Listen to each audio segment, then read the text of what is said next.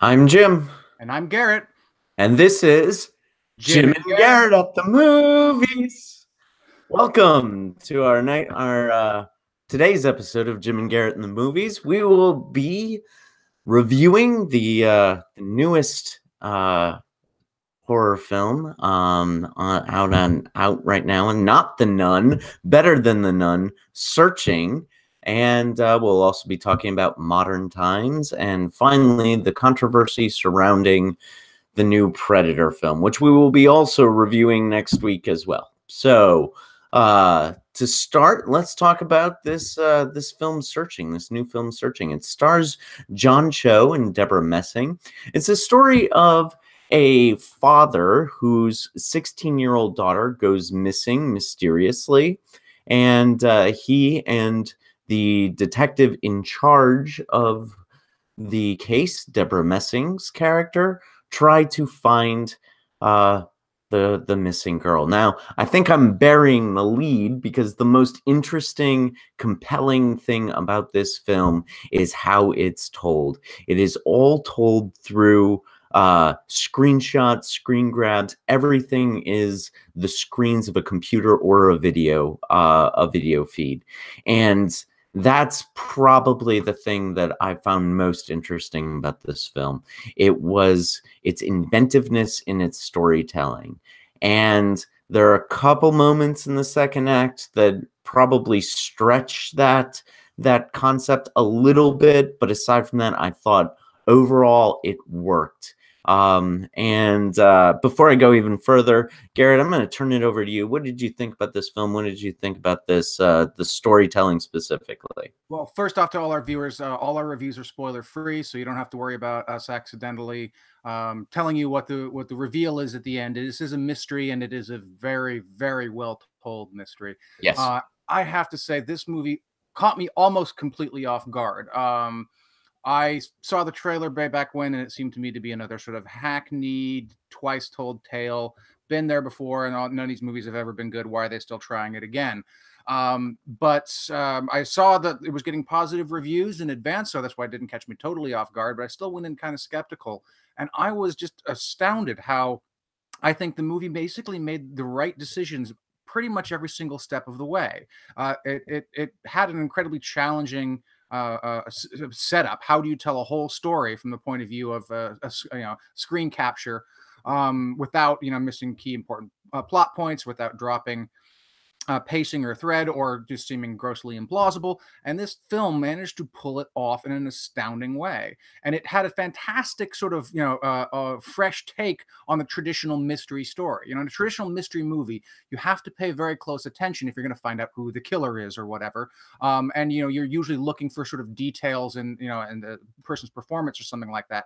In this instance, there's all the information that you need to figure it out is there on the screen. But it's usually in the background. It's usually something that's very sort of artfully you're distracted from when you're paying attention to a video screen up here in this quadrant. Over here in this quadrant, there's a still image that you're not really thinking about. And if you pay attention to that still image, you'll be able to sort of start putting the pieces together before they're actually revealed to you, which is an excellent twist on that traditional use of a mystery story, commanding you to pay particularly close attention. And I thought it was very effective.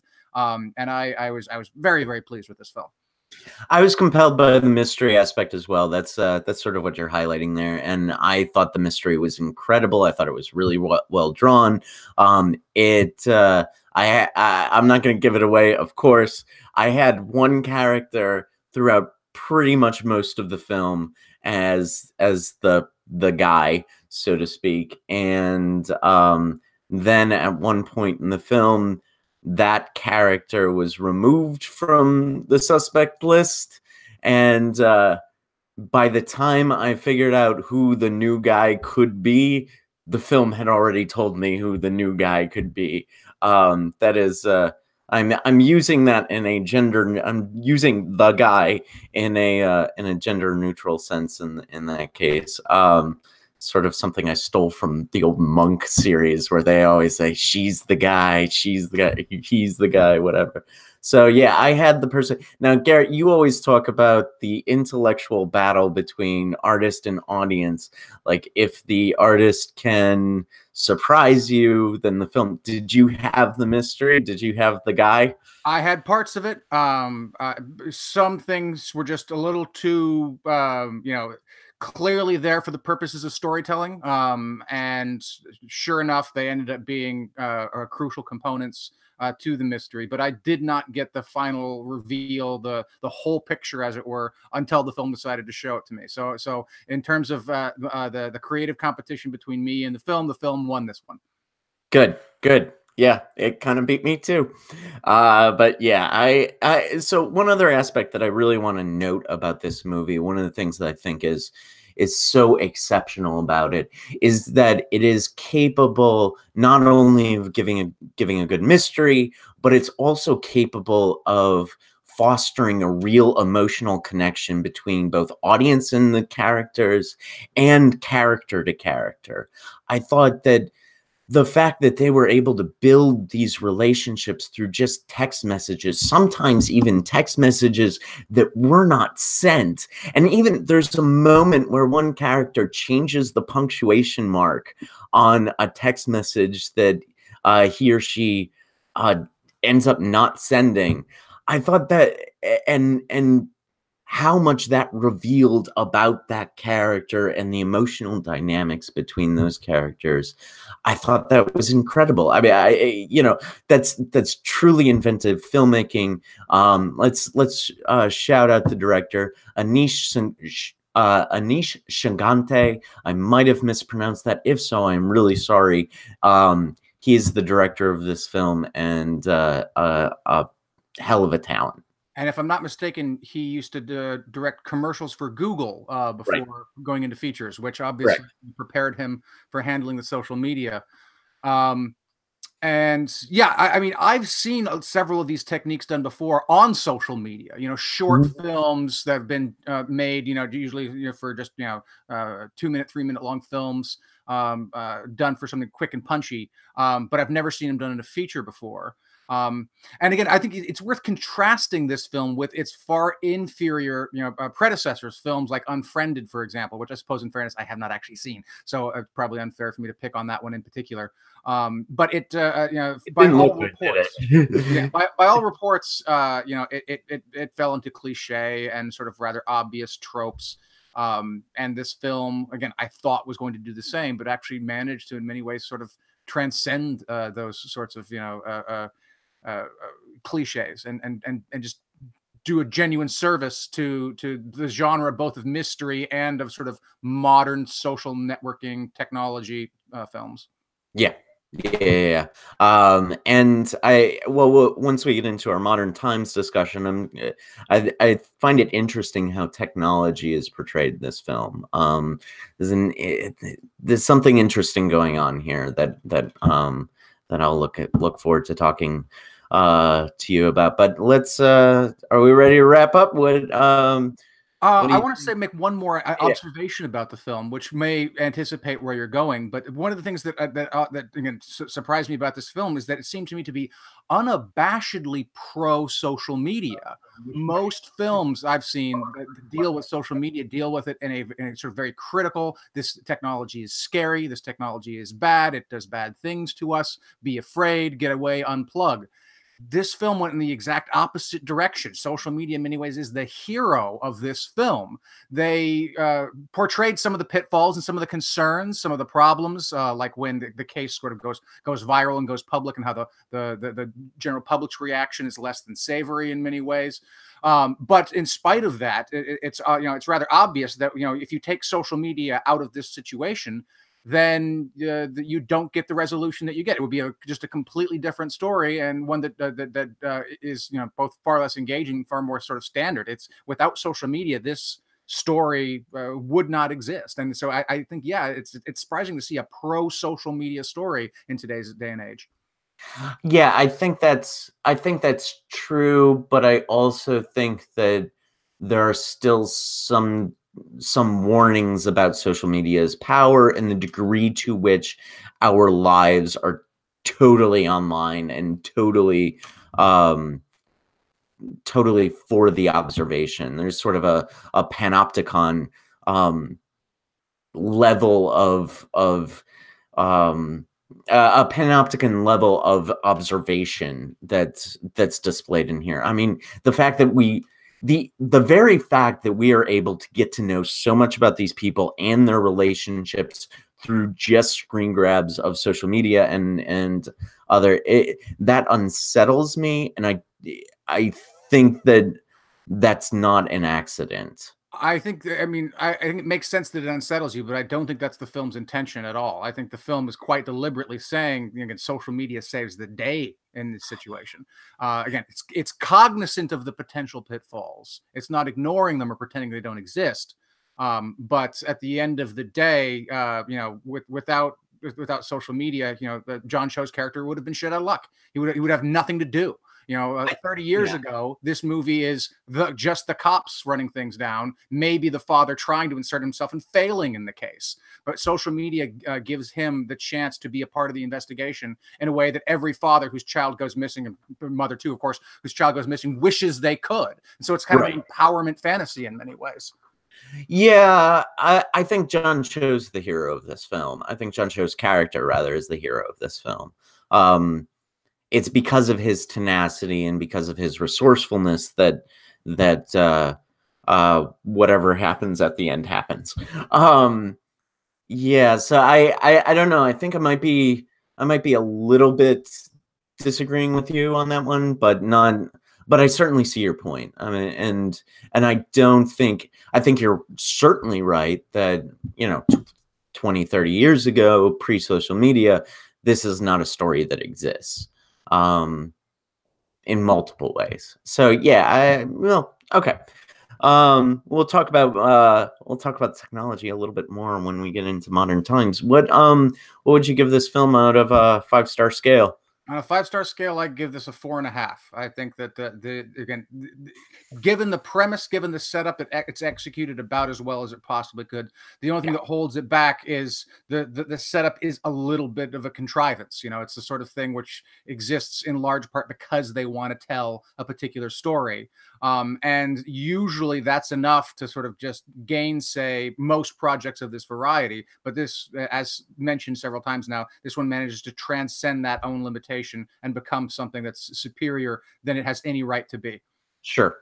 Yeah, I agree. I'm at 4, but I almost went to 5.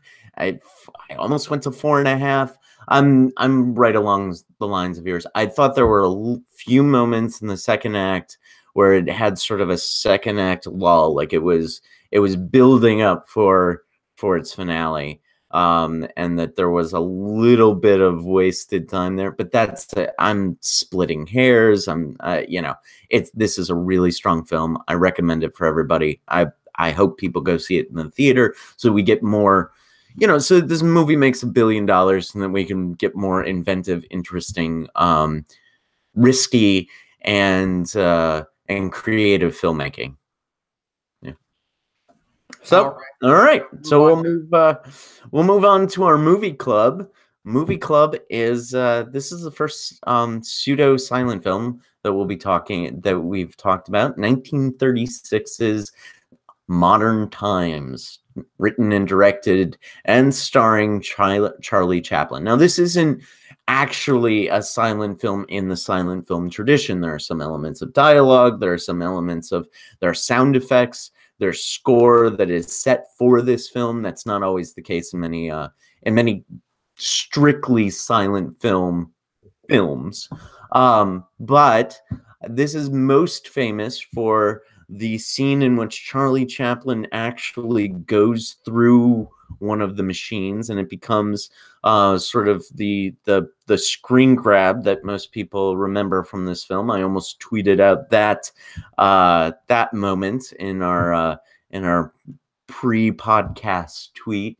So yeah, one of the things that's most interesting about this film is the way it portrays technology. And in this, it begins with an image of sheep, and then it it sort of dissolves that image into an image of workers going to a factory where they are totally subsumed into the technology that that they are running. There's another scene where Chaplin gets to show off his comedic chops, his sort of slapstick comedic chops, where a machine is trying to feed him. And these are sort of Chaplin's warnings about the degree to which automation and technology are sort of taking over the human. It is no accident that the way these characters in the third act, and our movie club sections are spoilery, it's no accident that the way the characters actually achieve some successes through art and artistic expression. And I think that the art sort of works as an antithesis to technology in this film. So those are a few things that I have to say about Modern Times. Garrett, what did you think? Is this your first time seeing it, by the way? This is my first time not only seeing it, it's my first time seeing any Chaplin film in its entirety. Of course, I've seen clips and scenes here and there, but I've never actually sat down and watched an entire Chaplin film before. So it was an interesting go-to. And to be honest, I was quite conflicted about this film. As often is the case, when you watch an older film, I try to sort of view it simultaneously from two lenses. On the one hand, sort of my natural reaction, just viewing it here in the modern period, but also trying to imagine what it would be like to have seen this film when it was released to the audience at the time, and how they would have reacted and felt by it accordingly. It's not always the case, but in this instance, I liked it a lot more when I imagined myself watching it in 36. Is that when it was? Yeah, 1936. Yeah, and I liked it a lot more when I imagined being an audience member in 1936 than here in 2018. In 2018 goggles on, I thought that there was still plenty to enjoy about it. And then, of course, you can appreciate the historical importance and the influence that he had, and sort of the pioneering work that he did in expanding the medium. And of course, Chaplin's just incredible screen performance. But all that notwithstanding, a lot of the plot was pretty sort of clunky. It was very poorly structured. Parts of no clear narrative connection to other parts of the story. It's almost like just a series of vignettes or sketches or something like that, rather than a coherent film in a lot of ways. And also, I think a lot of the symbolism is kind of just too on the nose. I mean, that opening shot of the sheep. It might not have been cliche in 1936, but god damn if it isn't cliche in 2018. Yeah, I see your point from a 2018 lens. I don't know. This film really worked for me. I see your point about it being a series of sketches and vignettes. I get that. I mean, there were moments when I was like, okay, so this is a point for Chaplin to do some physical comedy as a waiter. This is a point for Chaplin to do some physical comedy with a cop. This is some point for Chaplin to do some pratfalls. One of the most famous Chaplin pratfalls is in this film, where he dives into what he thinks is a pond and ends up doing a little somersault. Yeah, I see all of those points. And you're probably right that it works more from a 1936 lens. But from a 2018 lens, I think it still has something to say. If we think about what has been, a major economic driver, it's automation. It's the replacing of humans with machines. And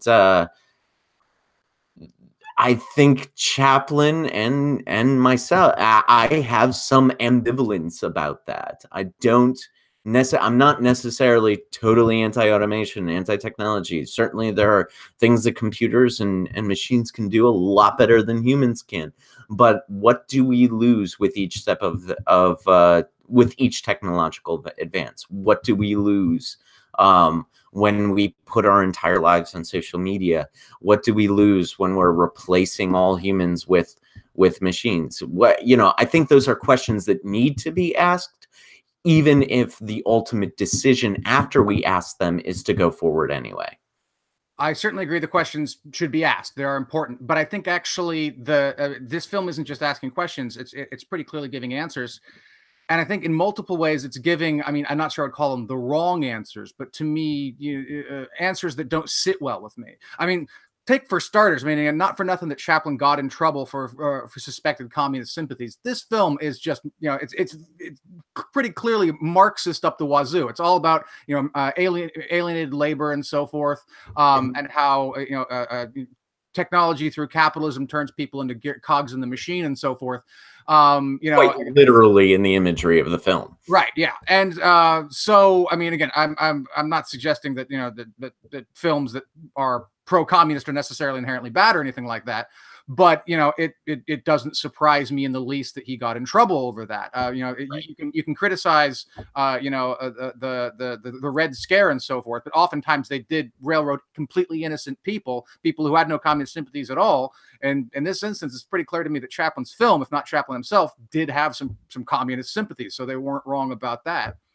But also to look at it from another point of view, I mean, again, I think that to my mind, there's such a contrast between this and Searching, because like I said, I think Searching is a pro-technology film. This is Modern Times is very much an anti-technology film.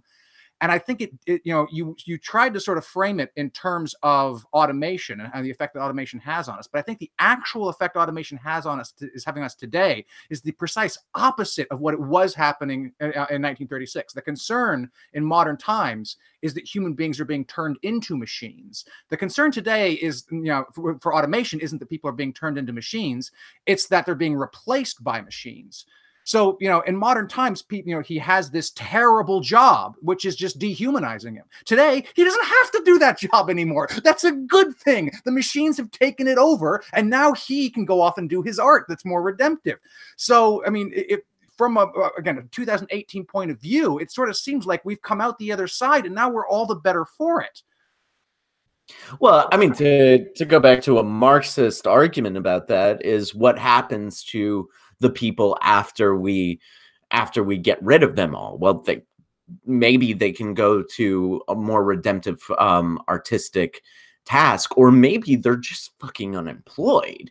And this does not paint the life of a working class person in any particularly redemptive arc. Or in any particularly redemptive light. I mean, everybody who is homeless, except for the main Paulette, I should know her name, Paulette Goddard. Paulette Goddard. Her character, I mean, she seems really delightfully happy throughout most of the film, and in fact, she is a shining light in terms of a performer. But her father character, the character of her father, dies unceremoniously and has a miserable life throughout, and his children get taken away into the system. So from a Marxist lens, there's certainly it says, okay, fine, we're replacing you with machines. What happens to you after we do that? You are condemned to an awful life, but a non-productive life. People aren't replaced by machines in modern times. They are turned into machines in modern times. True. There was unemployment. I was responding to your what's happening now is we're replacing them. Well, right. Modern Times has something to say about that a little bit, don't you? Well, I mean, I think it's saying the opposite. I mean, again, in Marx's, sort of communist utopia, people would be, farmers in the morning, fencers in the afternoon, conversationalists in the evening, and so forth. And that's basically what a lot of the contemporary automation is directing us towards. And if automation goes to the point of like where you have Star Trek replicators producing all our physical needs, that might be the only way we ever actually get to some sort of Marxist utopia along those lines, where labor is no longer alienated and people can do with their hours what truly fulfills them as human beings. A post-scarcity society. Right, exactly. Post-scarcity society. Now, again, I'm not suggesting that's necessarily where the automation is going to go. Obviously, it depends on a lot of variables, which I don't have a crystal ball on. But that, that story seems to be a lot more plausible today than it would have seemed in 1936, because again, the story that you get is human beings are being turned into machines and chewed up. But while you're right that it certainly portrays again the industrial capitalist system as not terribly sympathetic to the workers, if Chaplin is character is supposed to represent the working class, it doesn't paint them very well either. I mean, again, he has that one line where he's just like, "We're going to get a house, even if I have to work for it." It's like, yeah, even if. And then he gets the job. Yeah, he gets the job as the night watchman, and then rather than taking his responsibility seriously, okay, I'm going to provide for my new girl and so forth, he just completely fucks around, and it basically blows the whole thing. Now again, there's something sort of fun and joyous about his zest, his joie de vivre that's infectious, and that makes you want to sing and dance too, and makes you smile. But at the same time, if that's sort of the picture of the working class as someone who just wants to play and have fun and not work and not provide, then maybe it's not so surprising that they're starving in the street. Okay, that's I mean, that's fair. I expected a less Ayn Randian argument from you, yeah, again, now to be clear, I'm not suggesting that that's necessarily the view that I have. I'm just saying the film seems to invite that interpretation, and that kind of sours it for me. Okay, that's totally fair. I did have to get my Ayn Randian dig in there. Yeah, so I'm guessing that you didn't love this film. Is that if we were gonna rate it, what would you do? Like I said, I'm conflicted. I mean, it's there's a certain amount of sort of aesthetic relativism that comes in here, right? That you want to sort of respect it from the perspective that it's kind of unfair to judge a 1936 film by 2018 standards for multiple reasons. So I kind of have to give it two separate reviews. Seeing it from the 1936 lens, again, this film is innovative, it's creative, it's funny. It obviously, was deeply influential. And through the performance of Chaplin and Goddard's face lights up the screen, right? She's wonderful. Most beautiful scamp that you're going to see in 1936 films.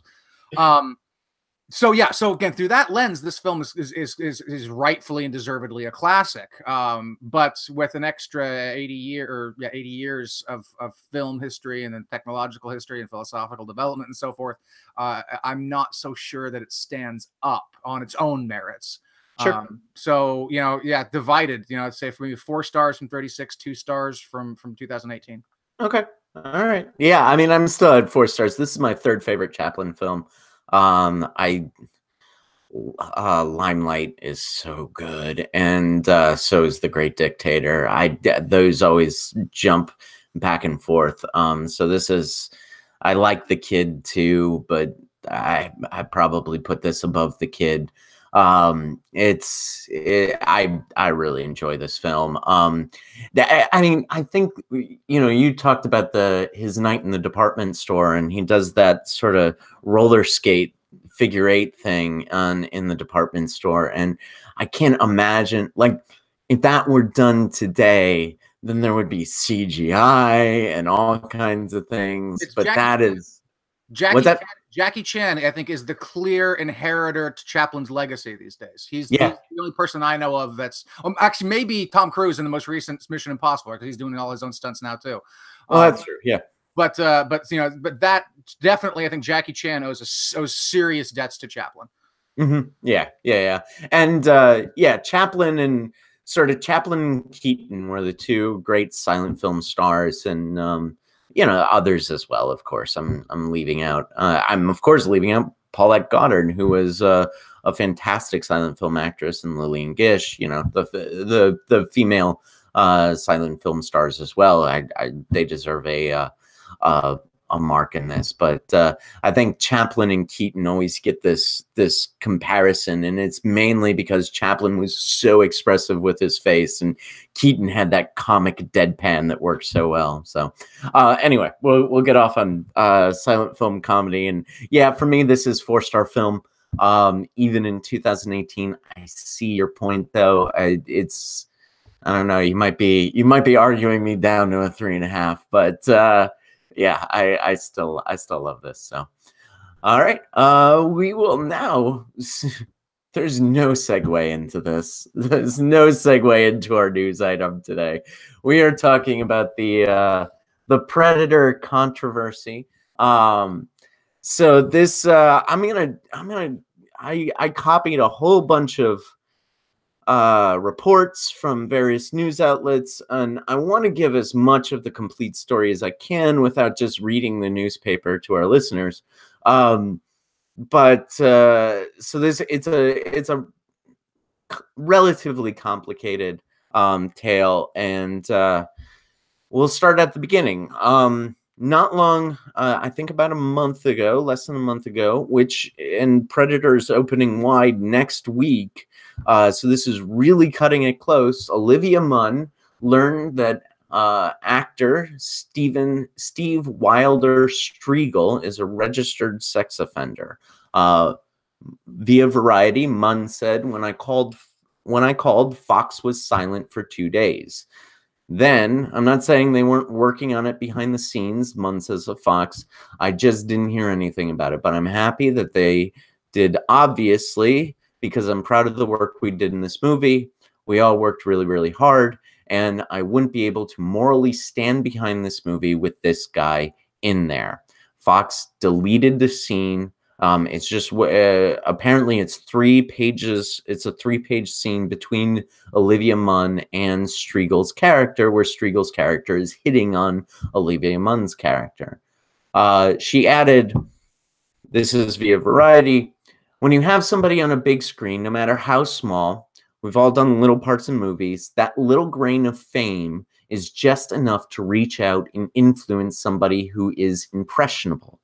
And if you have somebody that has a history of using that to abuse children, that's not okay in my book. And I do believe people deserve second chances. That's really what many of the criticisms of, well, a lot of this conversation has to deal with. Munn continues, I do believe people deserve second chances, but I do have a hard line when it comes to people who hurt children or animals.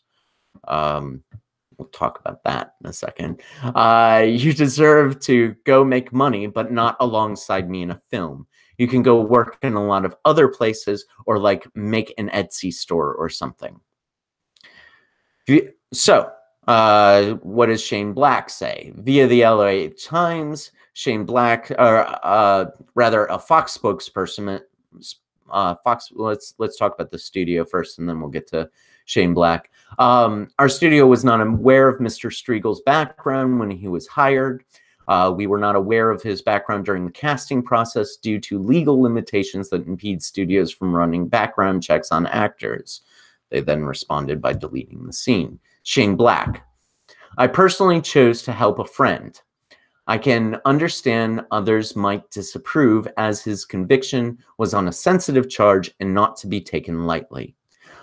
But, he said, he has long believed Striegel was, quote, caught up in a bad situation versus something lecherous. Garrett, your face says 1,000 words. Do you want to just interrupt here real quick? No, you should complete the story. Okay. What does Striegel say? I've known Shane Black 14 years, well before this incident, and I think it's worth noting that he was aware of the facts. Shane can speak for himself, but I'm quite certain that if he felt I was a danger in any way to have around, he would not have. In emails to the Times, Striegel described Jane Doe, the person who he was involved with, as one of his, quote, distant relatives who spoke to him at, quote, several family gatherings about a multitude of problems she was facing, including being a truant, being pressured to do drugs and alcohol, and that she started having sex, as well as many other things. In an attempt to boost her self-esteem, this is direct quotes from the LA Times, Striegel said he, quote, made the very bad judgment call of telling her in these emails that she was attractive and sexy and not a failure, etc. He said he made it clear the two would not engage in a romantic relationship because of her age and because they were related. However, contradicting this, in the March 2009 arrest warrant affidavit, which identifies the 14-year-old as Jane Doe, alleges physical contact included, quote, kissing, touching Doe's breast over her clothing, rubbing her legs, and stroking her neck on several occasions. One email message, Striegel told the girl that there was no one in the world he would rather have sex with. Quote, I will be very, and very is in all caps, honest. There's no question that it's you. Nope. Hope that doesn't totally freak you out. Okay. In other correspondence, he described his sexual preferences in graphic detail, blah, blah, blah. Everything you say turns me on, he wrote to Doe. I love that it rocked you when I pulled your hair that time. This is gross to read. Although the warrant alleged physical contact, Striegel called that claim groundless. Nothing supported such a claim, and no charges in that regard were even filed. This is the Polk quote. The only thing that I was ever charged with were words in the email. He served 6 months in jail. This is via the, we'll skip to the Toronto International Film Festival. Several of Munn's co-stars are understood to have dropped out of a planned group interview. I'm sorry, this is not the TIFF. This is an interview with Hollywood Reporter. Several of the co-stars were understood to have dropped out of a group interview with a Hollywood Reporter. So that left 11-year-old Jacob Tremblay and Olivia Munn as the only actors to show up to this Hollywood Reporter interview. It's a very lonely feeling, Munn said, to be here by myself when I should be sitting here with the rest of the cast. I do feel like I've been treated by some people like that I'm the one who went to jail, or I'm the one that put this guy on set. There are people who get very mad at you for not just helping them, but helping them bury it. Other stars, including Sterling K. Brown, Boyd Holcomb, who's the main star of Predator. Other stars have stated that they did not mean to make Munn feel alone during the interview, but they were unsure. Boyd, the main actor, said that he didn't know whether to do press for the film, as it might have brought up more unfortunate memories for Jane Doe. All right, I'll turn it over to you, Garrett, to react to this. I'll just say there's every single thing about this story. I hate every single thing about this story. But go ahead and what do you think?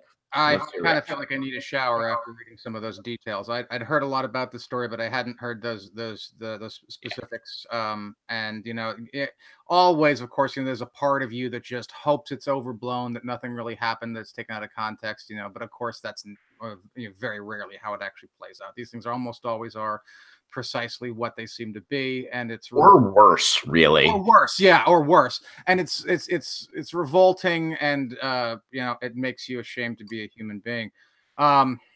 So that having been said, I think that the Olivia Munn should be praised for for her courage, really. I mean, coming forward and taking a stand when she didn't have to, could potentially expose her to blowback. And so good on her for standing up. Good on the studio for doing what seems to me to be the right thing. Again, assuming that that's true, that they didn't know in advance, then they are seemingly sort of blameless in this, and did the right thing. To Shane Black, I mean, again, a little bit of a do my best to put myself in his shoes. I can appreciate what it's like to want to help out a friend, to want to do something to help somebody who is probably having a difficult time. I consider myself very loyal to my friends, and I'm willing to make sacrifices for them. That having been said, none of my friends are convicted sex offenders, and I don't know. Again, I wish I could say, in some sort of, I had moral clarity on how I'd react in a situation like that, but it's hard for me, to be perfectly honest. So yeah, I don't know what to say about Shane Black, but I do think one thing's pretty clear: is this guy's almost definitely never going to work in the industry again now that he's making headlines for all the wrong reasons. So maybe that's some good news. Maybe he now will be able to, again I agree, open an Etsy store. Yeah, I agree with what one said, is that he should be, second chances are good. He should be allowed to make money. He should be allowed to work. But probably not in an industry that just from a pure economics point of view, that relies so much on PR and public relations, and what toxic public relations he would be. But hopefully, now that he can move on and do something else with his life, and find that second chance, and hopefully put this behind him. Again, I don't know about Jane Doe. I don't know where she's at.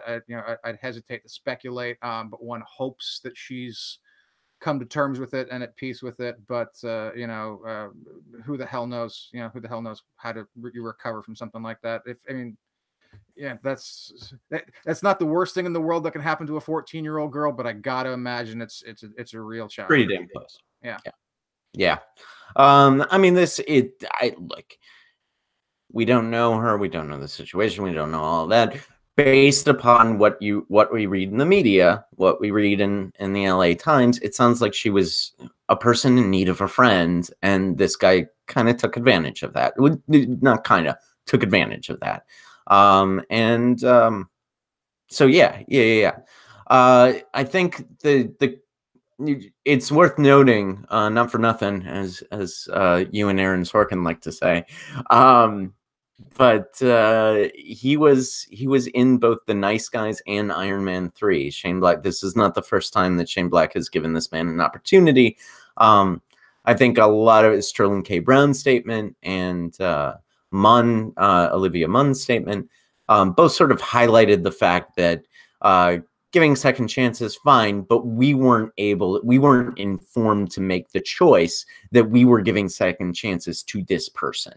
And that's where a lot of their anger at Shane Black comes from. The story at the Toronto International Film Festival was that she felt alone because everybody else was giving Shane Black a standing ovation and she was not. That's one of the statements that from Munn's Twitter account. So, at the same time, now I've seen a lot of criticisms. Now, I think we've both sort of condemned this guy. We've condemned him. We've condemned Shane Black's lack of giving his coworkers agency.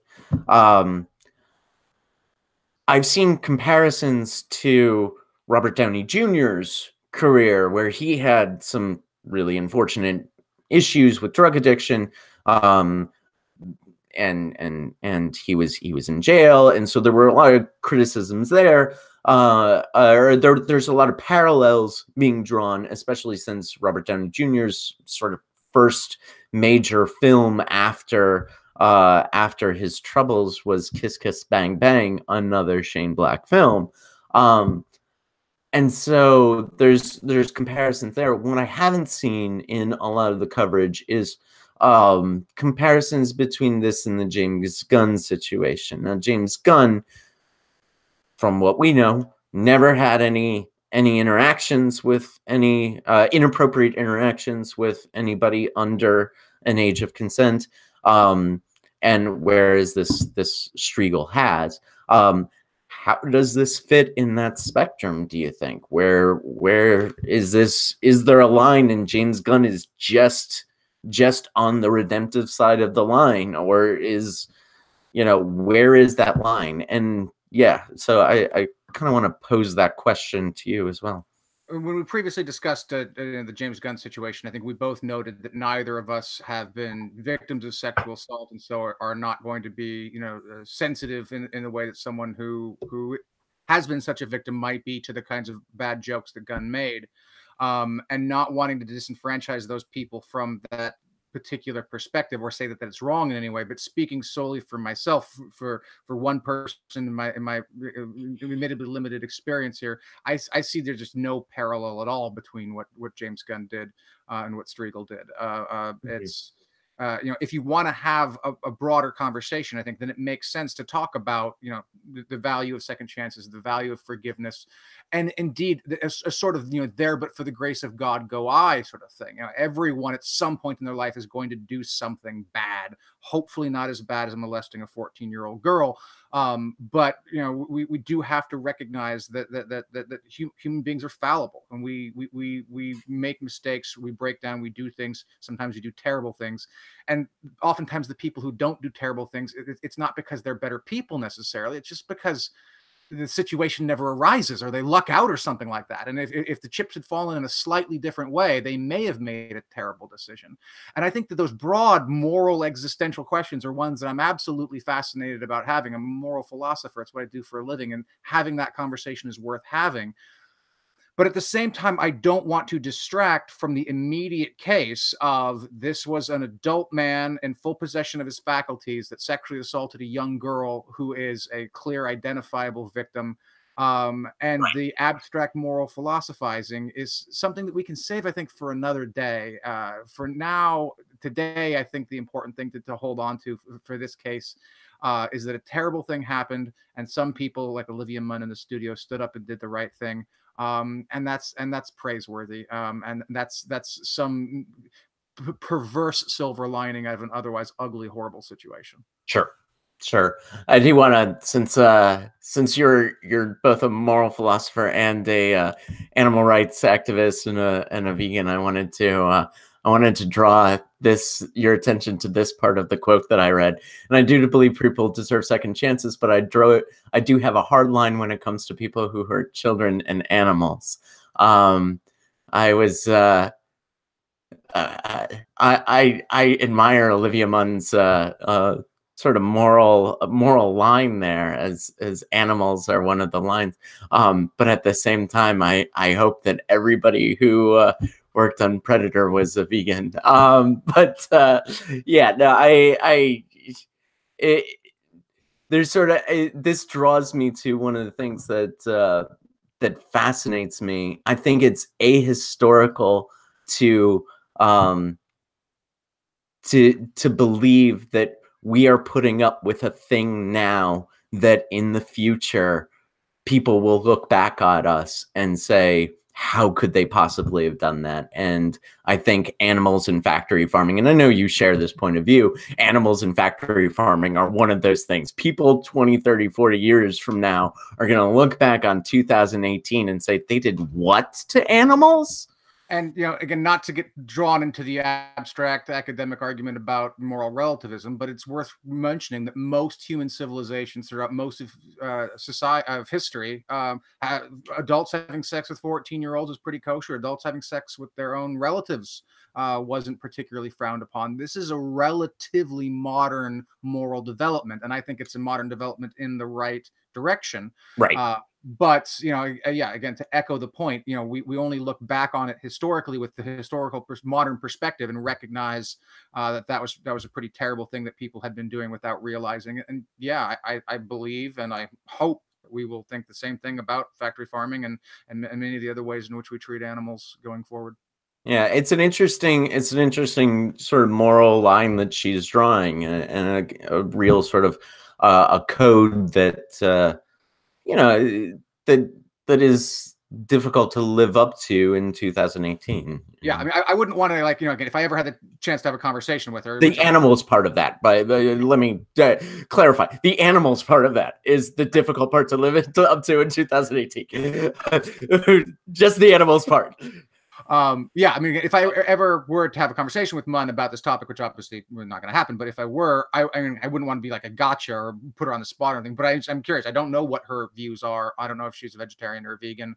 I don't know what she thinks about hunting. If she thinks that deer hunters or fishermen should be categorized in the same moral category as child molesters or not.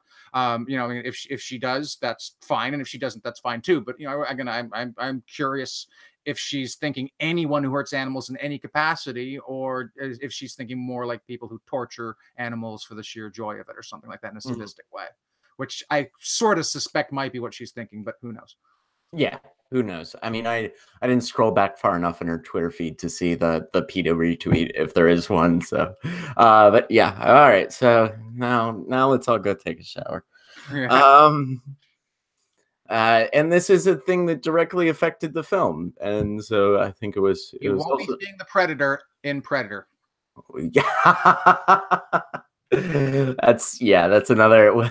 Nice. All right. So we will be seeing The Predator. We will be seeing that film between this and next week, and we will be seeing Predator between this and next week, and we hope that you will join us where we review Shane Black's Predator. I have a little bit of moral questions about whether or not I want to pay to go see that film, but I guess I'm going to, because that's what's on the schedule. And we'll review the Shane Black's Predator, and our movie club entry will be the original Arnold Schwarzenegger Predator next week, and we hope that you will join us. Any closing thoughts, Garrett? I think that we've gotten to the point where I want to go take that shower. All right. So this is I am Jim. And I'm Garrett. And this has been Jim and Garrett, the movies. We were off there. All right. Thanks, everyone.